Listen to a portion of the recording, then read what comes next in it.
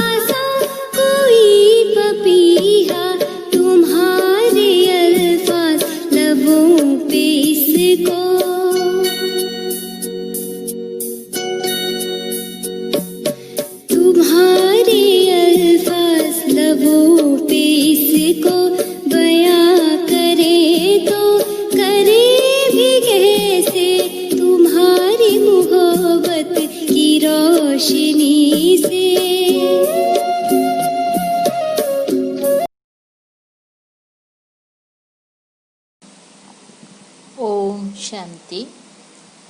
आज 16 सितंबर 2020 बाबा की मधुर महावाक्य। बाबा कहते हैं, मीठे बच्चे, बाप आए हैं सबके दुख हरकर सुख देने, इसीलिए तुम दुख हरता के बच्चे किसी को भी दुख मत दो। प्रश्न: ऊंच पद पाने वाले बच्चों की मुख्य निशानी क्या होंगे? बाबा उत्तर बता रहे हैं। नंबर 1, वे सदा श्रीमत पर चलते रहेंगे। नंबर 2, कभी हठ नहीं करेंगे।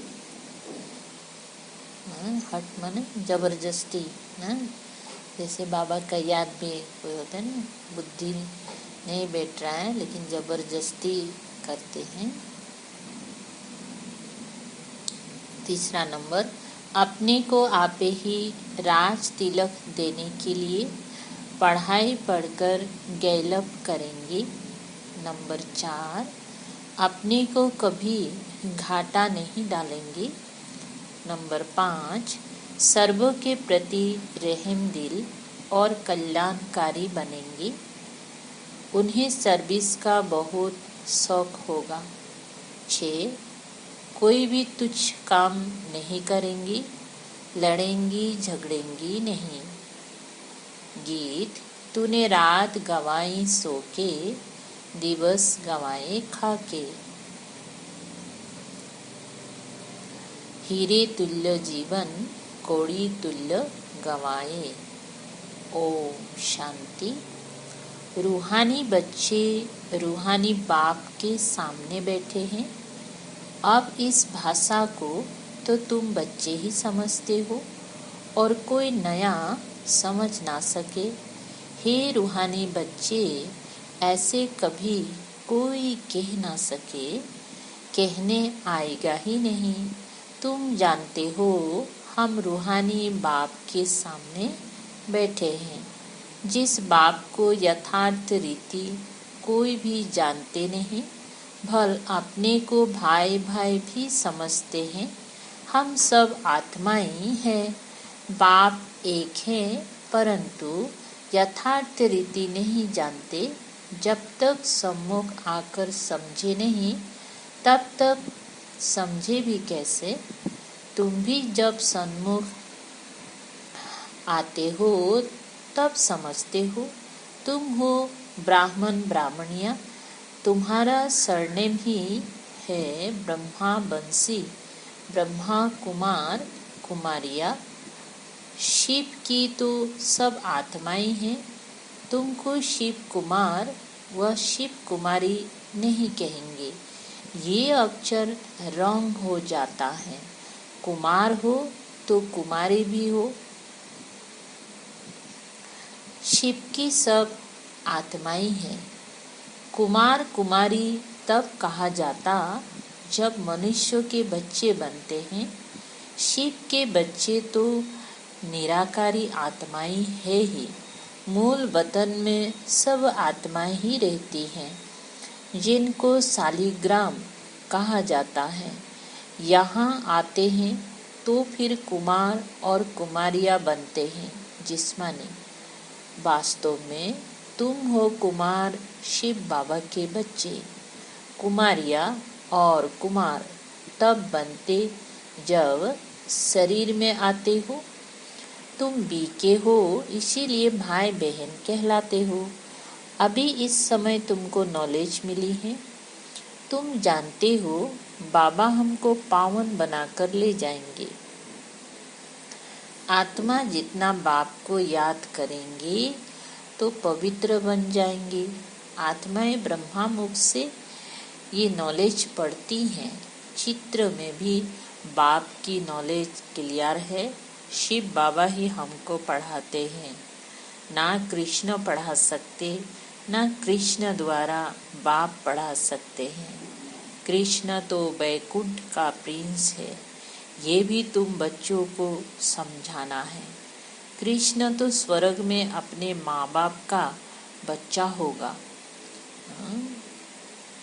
स्वर्गवासी बाप का बच्चा होगा, तो वैकुंठ का प्रिंस है, उनको भी कोई जानते नहीं। कृष्ण जयंती पर अपने अपने घरों में कृष्ण के लिए झूले बनाते हैं और मंदिरों में झूले बनाते हैं।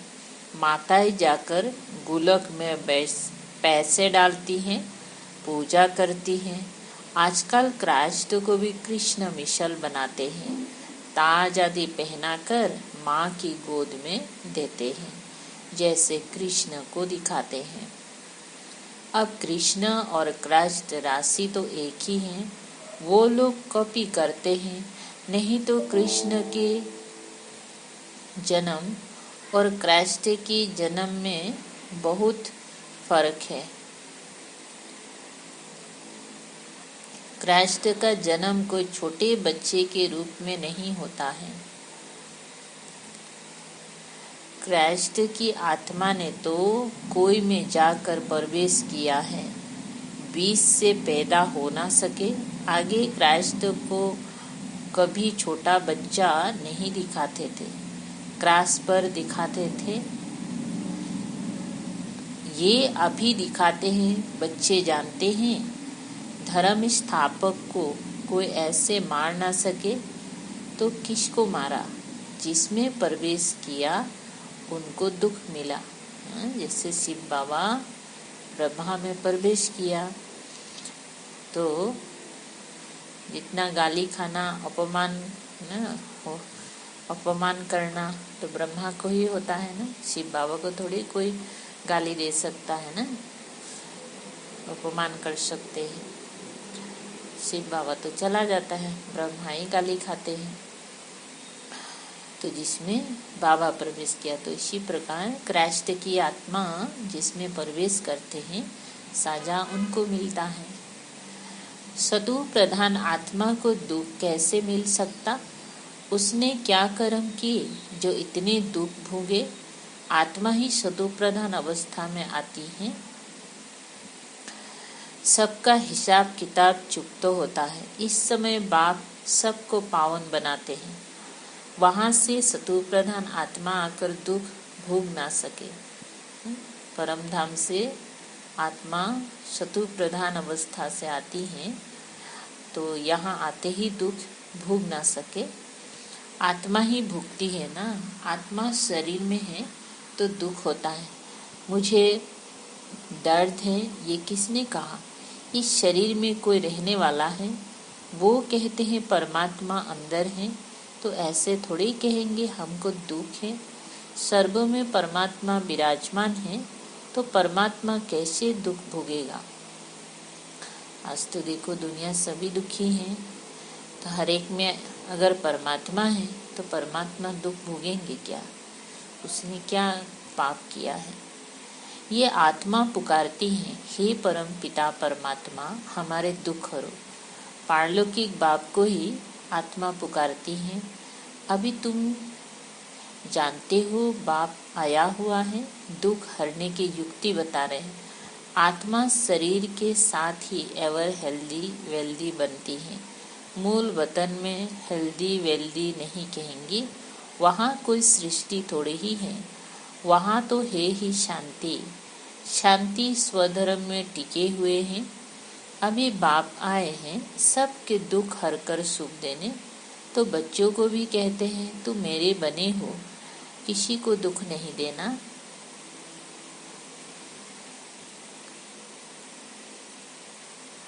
ये लड़ाई का मैदान है परंतु गुप्त, वो है प्रत्यक्ष।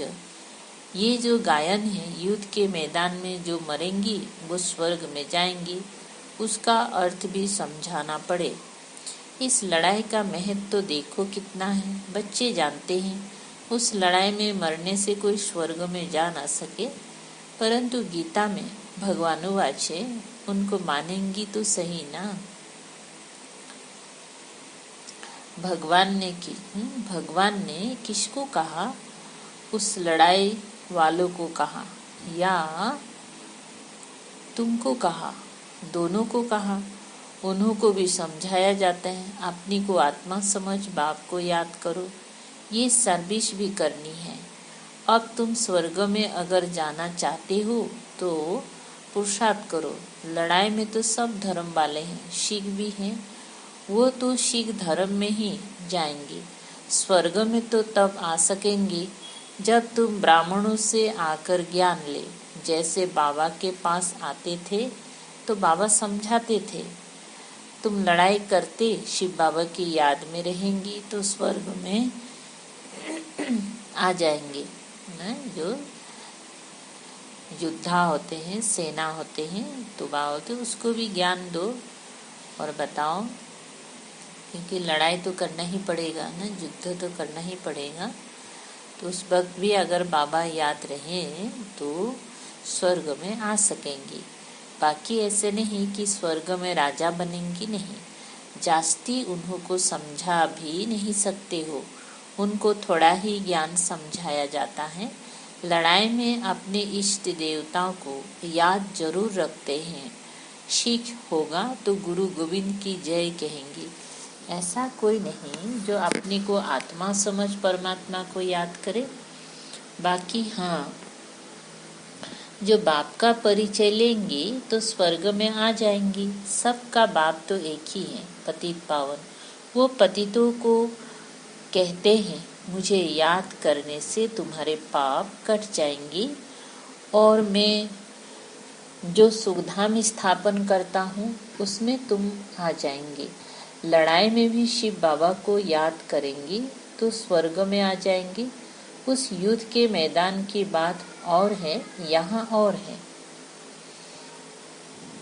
बाप कहते हैं ज्ञान का विनाश नहीं होता है।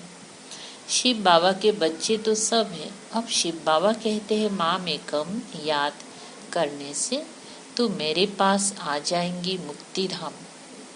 फिर जो ज्ञान सिखाया जाता है वो पढ़ेंगी तो स्वर्ग के राजा ही मिल जाएंगे। कितना सहज है, स्वर्ग में जाने का रास्ता सेकंड में मिल जाता है।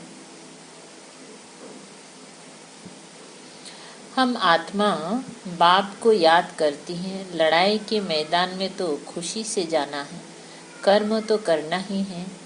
देश के बचाव के लिए सब कुछ करना पड़ता है। ऐसा नहीं बाबा का ज्ञान में आए तो हम लड़ाई नहीं करेंगे, लड़ाई में तो जाना ही पड़ेगा। वहाँ तो है ही एक धर्म, मतभेद की कोई बात नहीं। यहाँ कितना मतभेद है। पानी पर, जमीन पर झगड़ा, पानी बंद कर देते हैं तो पत्थर मारने लग पड़ते हैं। एक दो को अनाज नहीं देते तो झगड़ा हो जाता है।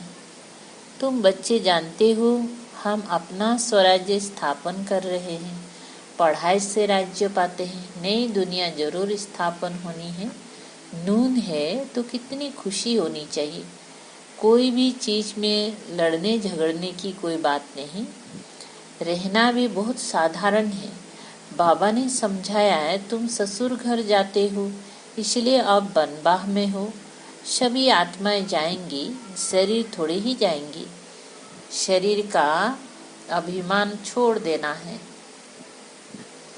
हम आत्मा हैं, 84 जन्म अपूरे हुए हैं। जो भी भारतवासी हो बोलो, भारत स्वर्ग था, अब तो कलयुग है। कलयुग में अनेक धर्म हैं। सतयुग में एक ही धर्म था। भारत फिर से स्वर्ग बनना है। समझते भी हैं भगवान आया हुआ है। आगे चल भविष्यवाणी भी करते रहेंगे। वायुमंडल देखेंगे ना, तो बाप बच्चों को समझाते हैं, बाप तो सभी का है ना, सबका हक है बाबा से वर्षा लेने का, सभी का हक है। बाप कहते हैं मैं आया हूँ और सबको कहता हूँ, मामेकम याद करो तो तुम्हारे विक्रम विनाश होंगे। अभी तो मनुष्य समझते हैं कभी भी लड़ाई हो सकती है, ये तो कल भी हो सकती है। लड़ाई जोर भरने में देरी थोड़ी लगती है, परंतु तुम बच्चे समझते हो अभी हमारी राजधानी स्थापन हुई नहीं है, तो विनाश कैसे हो सकता है। अर्जुन बाप का पैगाम ही चारों तरफ कहाँ दिया है। पतित पावन बाप कहते हैं मुझे याद करो तो विक्रम विनाश होंगे। ये पैगाम सबके कानों पर जाना चाहिए। भल लड़ाई लगे, बम्स भी लग जाए, परंतु तुमको निश्चय है कि हमारी राजधानी जरूर स्थापन होनी है। तब तक विनाश हो नहीं सकता। विश्व में शांति कहते हैं ना, विश्व में वार होगी तो विश्व को खत्म कर देंगे। यह विश्व विद्यालय, सारे विश्व को तुम नॉलेज देते हो। एक ही बाप आकर सारे विश्व को पलटाते हैं, तो परिवर्तन करते हैं। वो लोग तो कल्प की आयु ही लाखों बरस कह देते, तुम जानते हो इनकी आयु पूरे 5000 बरस है। कहते हैं क्राइस्ट से 3000 बरस पहले हेमेंता। इस्लामी, बौद्धी आदि सबका हिसाब किताब निकालते हैं, उनसे पहले दूसरे कोई का नाम है नहीं। तुम अंगे अक्षरे बता सकते हो तो तुमको कितना नशा रहना चाहिए। झगड़े आदि की बात ही नहीं, झगड़ते वो हैं जो निधन के होते हैं ना, जिसका माँ बाप नहीं होते हैं ना, निधन, जैसे अनाथ लोग होते हैं ना, तो वो लड़ते हैं। तुम अभी जो पुरुषार्थ करेंगी 21 जन्म के लिए प्रारब्ध बन जाएंगी। लड़ेंगी झगड़ेंगी तो ऊंच पद भी नहीं मिलेगा, सजाएं भी खानी पड़ेगी। कोई भी बात है, कुछ भी चाहिए तो बाप के पास आओ। गवर्नमेंट भी कहती है ना, तुम फैसला अपने हाथ में नहीं उठाओ। कोई कहते हमको विलायत का बूट चाहिए, बाबा कहेंगे बच्चे अभी तो बनवाह में हो, वहाँ तुमको बहुत माल मिलेगा सतयुग में, तो यहाँ हमको सिंपल रहना है। बाप तो राइट ही समझाएंगे ना कि ये बात ठीक नहीं है, यहाँ तुम ये आस क्यों रखते हो। यहाँ तो बहुत सिंपल रहना चाहिए, नहीं तो देह अभिमान आ जाता है। इसमें अपनी नहीं चलानी होती है। बाबा जो कहे, बीमारी आदि है, डॉक्टर आदि को भी बुलाते हैं। दवाएं आदि से संभाल तो सबकी होती है, फिर भी हर बात में बाप बैठा है। श्रीमत तो श्रीमत है ना, निश्चय में विजयी है। वो तो सब कुछ समझते हैं ना। बाप की राय पर चलने में ही कल्याण है। अपना भी कल्याण करना है। कोई को बाट पाउंड बना नहीं सकते हैं, तो बाट नट ए पेनी ठहरे ना, पाउंड बनने लायक नहीं है। यहाँ वैल्यू नहीं तो वहाँ भी वैल्यू नहीं रहेगी। सर्विसेबल बच्चों को सर्विस का कितना शौक रहता है, चक्र लगाते रहते हैं। सर्विस नहीं करते तो उनको रहम दिल कल्याणकारी कुछ भी नहीं कहेंगे। बाबा को याद नहीं करते तो तुच्छ काम करते रहेंगे, पद भी तुच्छ पाएंगे। ऐसे नहीं, हमारा तो शिव बाबा से योग है, ये तो है ही बीके। शिव बाबा ब्रह्मा द्वारा ही ज्ञान दे सकते हैं। सिर्फ शिव बाबा को याद करेंगी तो मुरली कैसे सुनेंगी? फिर नतीजा क्या होगा? पढ़ेंगी नहीं तो पद क्या पाएंगी? ये भी जानते हैं सबकी तकदीर ऊंच नहीं बनती है। वहाँ भी तो नंबरवार पद होंगी। पवित्र तो सबको होना है। आत्मा पवित्र बनने बगैर शांति धाम जा नहीं सकती। बाप समझाते हैं तुम सबको ये ज्ञान सुनाते चलो। कोई भल अभी नहीं भी सुनते हैं, आगे चलकर जरूर सुनेंगे। अभी कितने भी विघ्न तूफान जोर से आए तुम्हें डरना नहीं है, क्योंकि नई धर्म की स्थापना होती है ना। तुम गुप्त राजधानी स्थापन कर रहे हो। बाबा सर्विसेबल बच्चों को देखकर खुश होते हैं। तुम्हें अपने को आप ही राज तिलक देना है, श्रीमत पर चलना है। श्रीमत पर चलकर हम खुद तैयारी होंगी और अपने आप को राज तिलक देंगी। इसमें अपना हट चल ना सके, मुफ्त अपने को घाटे में नहीं डालना चाहिए। बाप कहते हैं बच्चे सर्विसेबल और कल्याणकारी बनो। स्टूडेंट को टीचर कहेंगे ना, पढ़कर गैलअप करो। तुमको 21 जन्मों के लिए स्वर्ग की स्कॉलरशिप मिलती है। डिनेस्टी में जाना यही बड़ी स्कॉलरशिप है ना। स्वर्ग की राजधानी में जाना बहुत यही बहुत बड़ी स्कॉलरशिप है। अच्छा, मीठे मीठे सिकलधे बच्चों प्रति माता पिता बाप दादा का याद प्यार और गुड मॉर्निंग। रूहानी बाप की रूहानी बच्चों को नमस्ते। हम रूहानी बच्चों की रूहानी बाप दादा को याद प्यार गुड मॉर्निंग और नमस्ते नमस्ते। धारणा के लिए मुख्य सार। 1 नंबर, संगम युग पर बहुत सिंपल साधारण रहना है, क्योंकि ये बनबाह में रहने का समय है। यहाँ कोई भी आस नहीं रखनी है। कभी अपने हाथों में ला नहीं लेना है, लड़ना झगड़ना नहीं। कुछ भी होता है तो बाबा को सुनाओ। अपने ऊपर कायदा अपने हाथ में नहीं लेना है, नहीं उठाना है। बाबा की जो श्रीमत है उसी अनुसार ही हमको चलना है। जो भी फैसला बाबा ही करेगा, बाबा ही श्रीमत देंगे। 2 नंबर, विनाश के पहले नई राजधानी स्थापन करने के लिए सबको बाप का पैगाम देना है कि बाप कहते हैं मुझे याद करो तो विक्रम विनाश हो और तुम पावन बनो।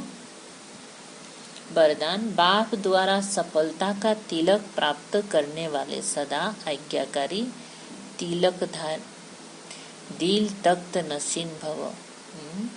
बाप द्वारा सफलता का तिलक प्राप्त करने वाले सदा आज्ञाकारी दिल तख्त नसीन भव। भाग्य विधाता बाप रोज अमृत बेले अपने आज्ञाकारी बच्चों को सफलता का तिलक लगाते हैं। आज्ञाकारी ब्राह्मण बच्चे कभी मेहनत व मुश्किल शब्द मुख से तो क्या संकल्प में भी नहीं ला सकते। वो सहज युगी बन जाते हैं।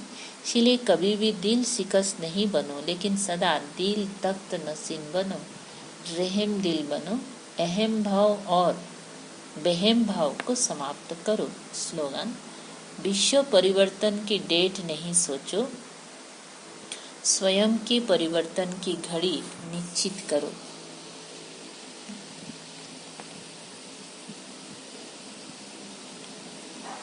क्या बताया? विश्व परिवर्तन की डेट नहीं सोचो ना, कि विश्व कब बदलेगा, विनाश कब होगा। बाबा कहते हैं स्वयं के परिवर्तन की घड़ी निश्चित करो। अच्छा, ओम शांति।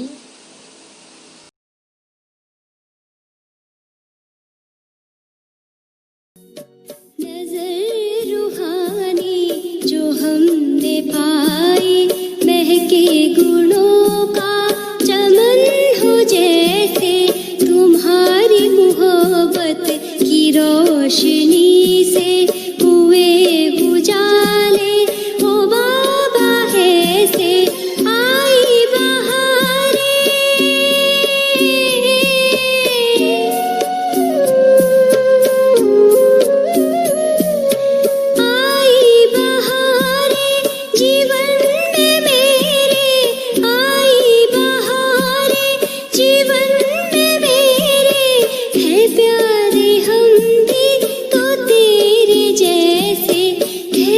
प्यार